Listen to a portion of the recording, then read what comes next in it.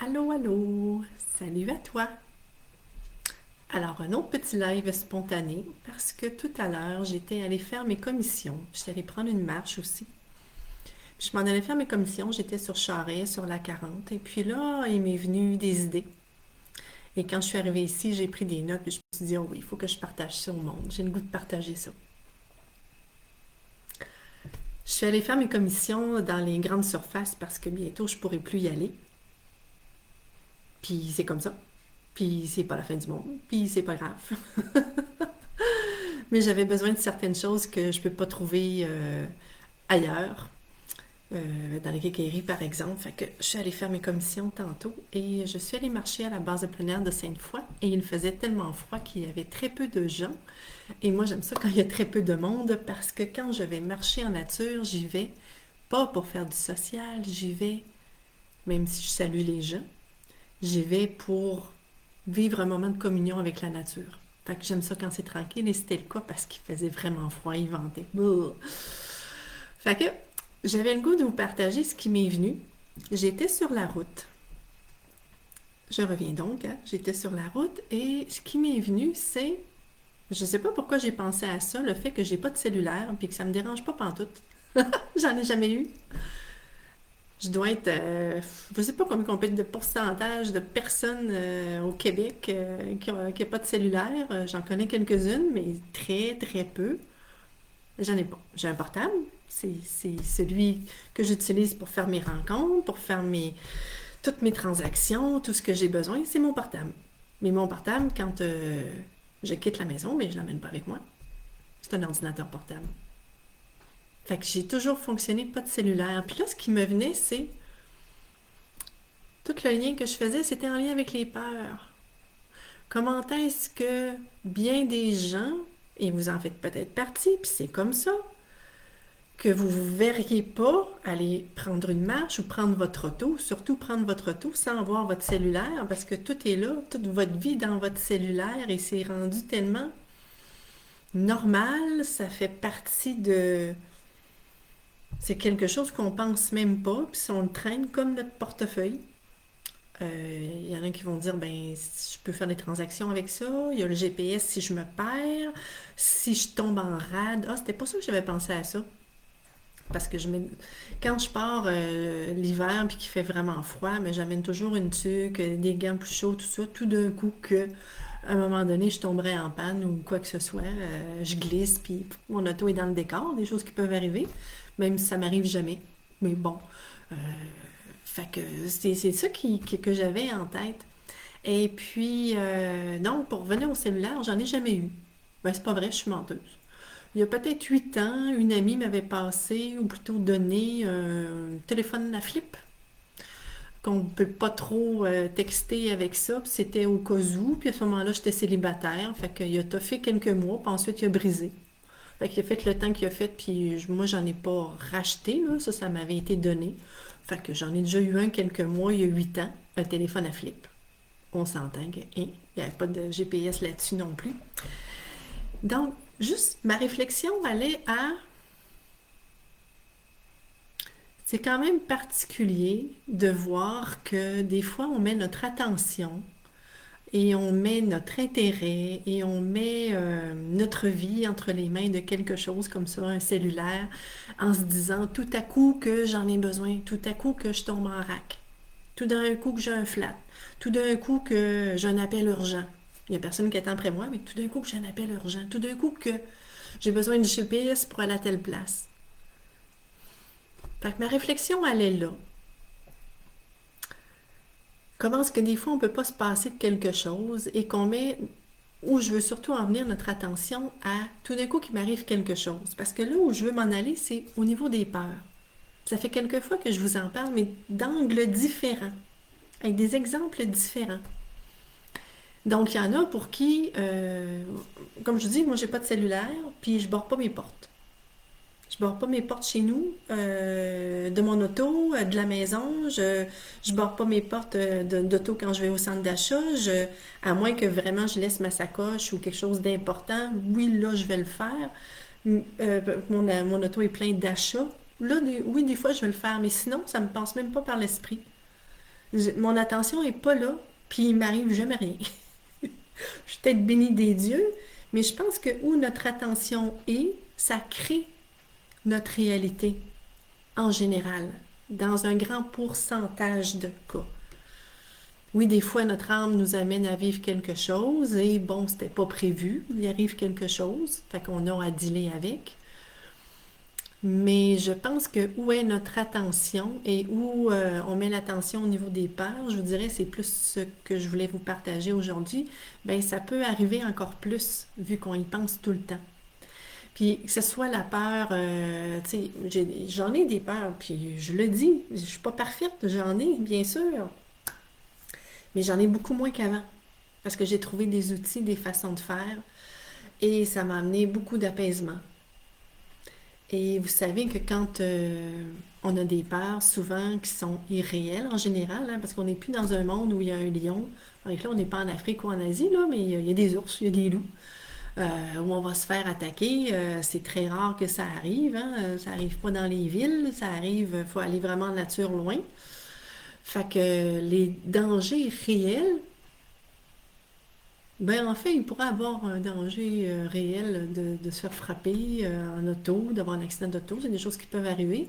Moi, je mets pas l'attention, l'accent là-dessus. Puis comme je vous le disais, en tout cas, à date, le dernier accident qui m'est arrivé, un petit accrochage, ça doit faire 8-10 ans facile. C'était un petit accrochage. Me faire arrêter par la police non plus. La dernière fois, un ticket, ça doit faire 8-10 ans aussi. Je veux dire, c'est pas des choses qui m'arrivent, puis mon attention n'est pas là.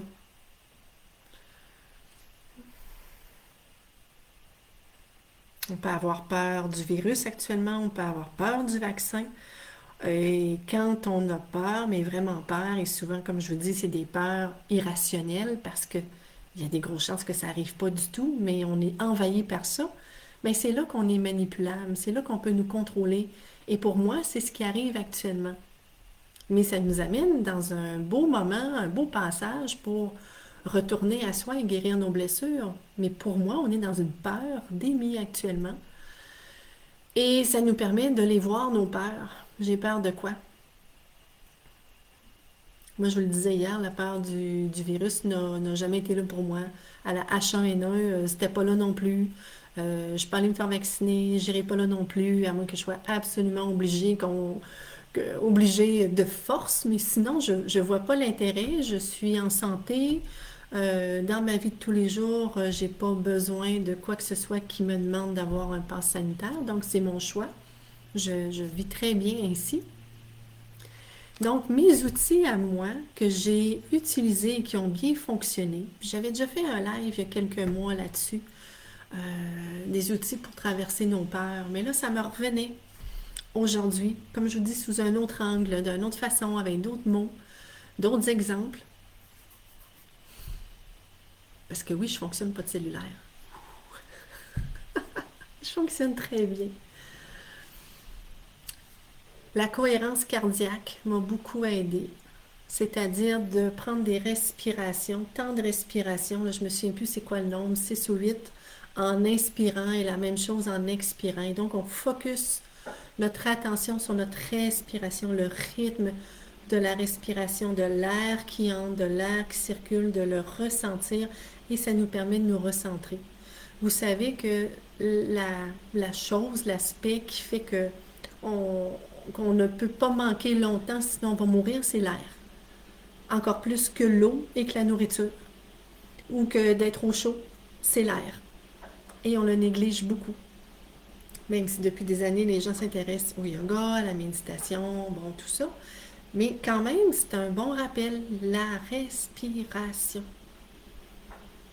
Et quand on axe notre attention, toute notre attention, notre aide sur notre respiration, mais il n'y a plus rien d'autre qui existe. Et ça nous aide à nous apaiser. C'est un peu comme le rythme des vagues. Vous voyez, un rythme qui est vraiment constant. Donc, la cohérence cardiaque, vous pouvez faire une recherche là-dessus. C'est très simple, c'est un peu comme je vous ai expliqué. Ce qui m'a aidé aussi, c'est de me centrer dans mon cœur. Ça revient un peu à la respiration, mais c'est pas obligé de focuser l'attention sur la respiration, mais c'est de mettre votre attention au niveau de votre cœur, dans votre centre sacré, votre centre de paix. Et quand vous êtes dans votre cœur, vous n'êtes plus dans votre tête, vous n'êtes plus au niveau de vos émotions, vous êtes au niveau du calme, de cet espace sacré de paix, de sécurité en vous. Et on peut avoir à le faire 20 fois, 50 fois dans une journée, de se ramener en notre centre, de se ramener dans notre cœur pour nous apaiser. Bien sûr qu'on peut aussi écrire tout ce qui nous vient, on peut se parler à voix haute, il y a plein d'outils pour affronter nos peurs, pour les transmuter, pour les guérir. Déjà de les voir, de savoir qu'elles sont là, ben, elles nous font moins peur quand on les regarde en face. J'avais le goût de vous partager ça.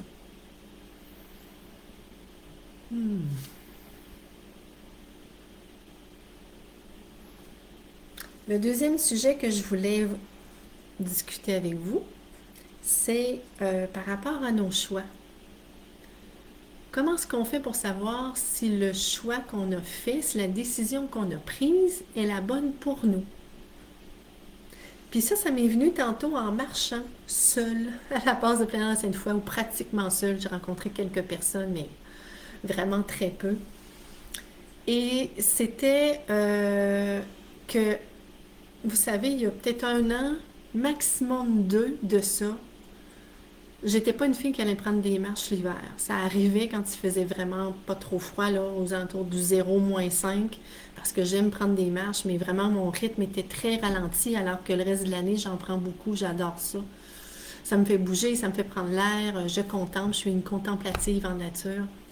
Mais là, l'hiver, moi, j'ai jamais aimé le froid. J'ai un blocage avec le froid, même si le panorama que j'ai devant moi avec le fleuve est absolument magnifique. Mais le froid, j'ai toujours eu de la difficulté. Je déteste avoir froid. J'aime pas avoir chaud, suer non plus, mais le froid est... Fait que je pourrais pas vous dire, est-ce que c'est la situation actuelle qui a fait que j'avais plus de temps à moi, puis que j'ai senti l'élan de le faire parce que ça fait du bien. Je me rappelle pas, mais je sais que c'est au moins la deuxième hiver, où vraiment je tente d'y aller tous les jours. C'est sûr qu'une journée comme hier où il ventait, il neigeait, il y avait tempête, je suis pas sortie, je suis restée en dedans toute la journée. Mais en général, j'y vais tous les jours. Fait qu'il fasse -20, -25, -10, -8, j'y vais. Et c'est rare que je vais dire après ma marche, même si ça se peut que j'ai eu un peu froid au visage, ça peut arriver que j'ai eu froid aux mains s'il fait vraiment froid. Moi, je mets des combines, je déteste mettre des bas de soute, c'est trop gros, je suis pas bien. Bon, je mets des combines, mais il y a des fois quand il fait vraiment froid où je sens que mes cuisses sont gelées. Mais j'ai jamais regretté une seule marche parce que ça fait tellement de bien. Et c'est ça qui me venait de quand j'ai un choix à faire, il est motivé par quoi? Et c'est ça l'important d'aller voir la racine pour savoir si c'est bien aligné avec moi et si c'est le bon choix à faire. Puis, ce que je vous partage, ma marche de ce matin qui m'a amené cette réflexion-là, c'est, par exemple, comme là, ça me demande un effort. Même encore, des fois, il faut que je me botte le cul, comme on dit, pour faire voir, hey, il fait froid le matin, oh, ok, ah ouais, la fille, ah ouais, la vieille, ou j'essaie maintenant de dire plus, ah ouais, la jeune, ah ouais, vas-y, va marcher, tu sais que ça te fait du bien, puis que tu es toujours contente après. Ça te demande un petit coup au derrière, mais ça te fait toujours du bien. Fait que oui, ça me demande un effort, mais l'effort et la décision, le choix est motivé par mon bien-être, le bien-être que ça m'apporte. Donc, c'est là où je voulais en venir. Quand vous avez un choix à faire, une décision à prendre, centrez-vous dans votre cœur, dans votre espace sacré. On revient encore là, on revient toujours là, le siège de votre âme. Revenez là et demandez-vous, il est motivé par quoi votre choix? La décision que vous avez prise ou que vous avez à prendre puis que vous êtes ambivalent, c'est motivé par quoi? Est-ce que c'est motivé par votre bien-être? Par combler un besoin que vous avez? Besoin de sécurité, besoin de douceur, besoin, peu importe le besoin, ou c'est motivé par des peurs et des blessures. Voyez-vous? Est-ce que c'est motivé par ma peur d'être rejetée, d'être jugée, euh, ma peur d'être abandonnée, ma peur de ne pas être en sécurité, ma peur de me tromper, ma peur de ce que les autres vont dire si je ne fais pas telle chose, ou etc. Donc, est-ce que c'est centré sur moi, sur mes besoins, sur mon bien-être, que j'ai choisi que je choisissais mon bien-être, peu importe que ce soit changer ma façon de manger, de penser, de gérer mes émotions, etc. Ou, bon, donc, ou mes peurs. Et ça va vous indiquer si vous êtes bien aligné. Ça revient un peu, mais différemment, à ce que j'ai partagé il y a quelques jours de Diane Leblanc, les 4 questions à se poser pour savoir si je suis bien alignée sur mon être. J'ai pas la feuille devant moi, mais ça revient un peu à les questions à se poser. Est-ce que quand je pense à ce choix-là, à faire cette décision-là, il y a de la joie, il y a de la magie? Est-ce que ça comble mes besoins? Bon, tu sais, ça revient à ça au final. Ça fait-tu du sens? En tout cas, pour moi, ça fait du sens. J'avais le goût de vous partager ça. Est-ce que j'oublie quelque chose? Ah, dans les exemples que j'avais dans des choix, aller cohabiter avec quelqu'un, un amoureux. Ça fait des mois que je suis en relation avec telle personne, il me parle d'aller cohabiter avec lui, avec elle. Je me sens pas encore prêt. Je suis bien chez nous dans mes affaires, mais je sens de la pression, ça y ferait plaisir. Euh, Même mes amis me le disent, ben là, ça fait tant de temps, là, vous pourriez aller vivre ensemble, ça coûte moins cher et blablabla, blablabla. Mais si toi, si t'as pas le goût, que ça répond pas à ton besoin, t'es jamais obligé à rien. Donc, est-ce que je le fais pour... Parce que moi, ça me met en joie, j'ai le goût, ou pour faire plaisir aux autres, ou pour cesser les critiques ou les jugements, ou les questions, peu importe. Et la dernière chose que je voulais vous parler, c'est que moi, ça m'arrive souvent de me parler en haute voix. J'ai commencé ça l'année dernière, beaucoup plus. J'avais fait une rencontre avec Marie-Ève Parent et je la trouvais d'une douceur, j'écoutais ses lives, je la trouvais inspirante. Je me fais dire souvent que moi je suis inspirante, ben tant mieux, c'est ce qui me permet de continuer, qu'il y ait un retour de votre part.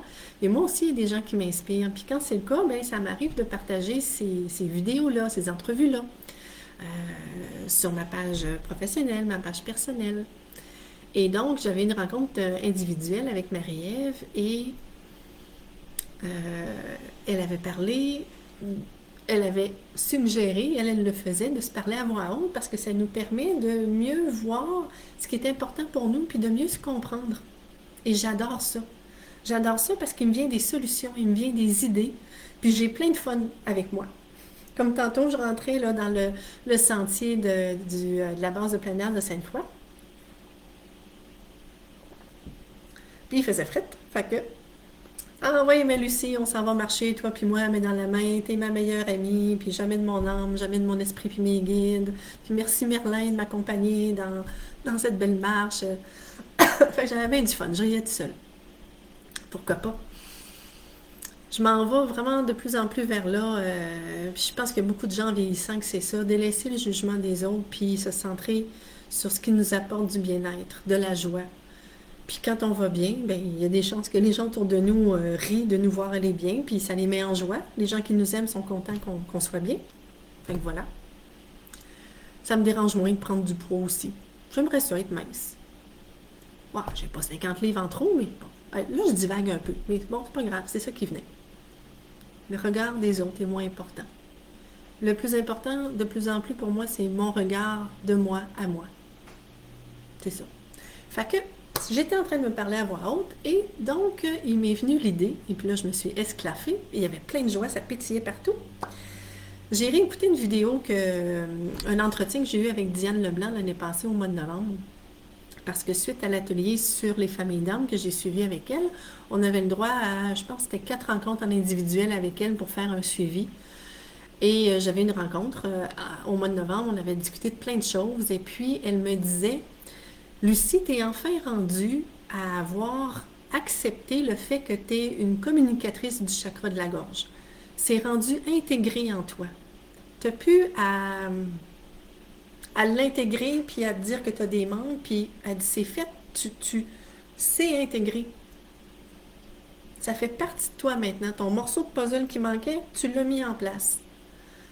Donc maintenant, tu peux dire que tu es dans la quintessence de l'être. Moi, j'étais comme, oh ouais.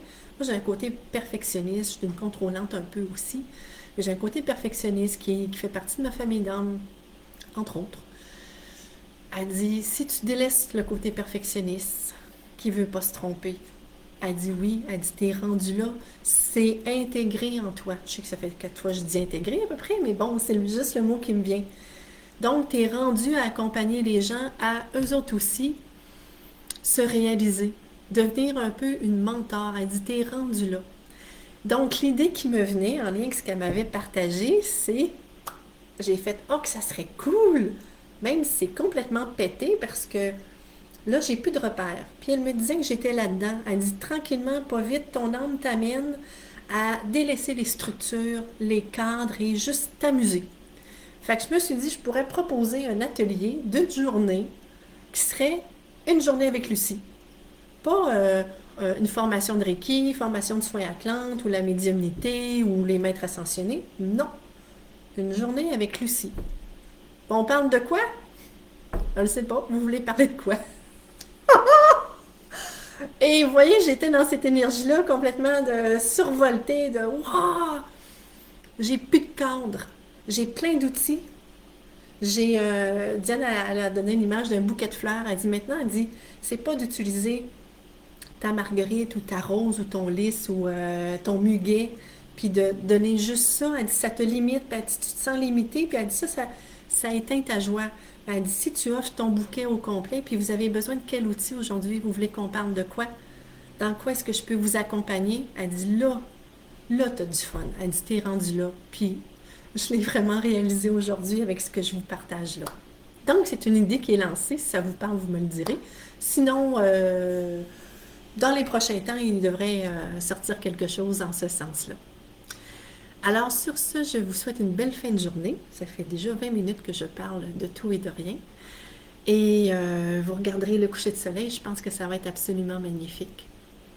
Je m'enligne pour une belle soirée au coin du feu, à lire, méditer, écouter des films, manger du popcorn. Puis voilà. Fait que, amusez-vous, prenez soin de vous, puis on se dit à très bientôt. Bye bye!